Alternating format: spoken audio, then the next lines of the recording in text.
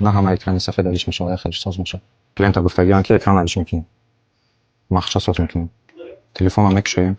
Ekran الان جاش خستگی نیست، شرفتش درگیری نیست. Проблема در چیه؟ اول یا بر تاکوی شرفت میسنجیم که تاک آمده است یا که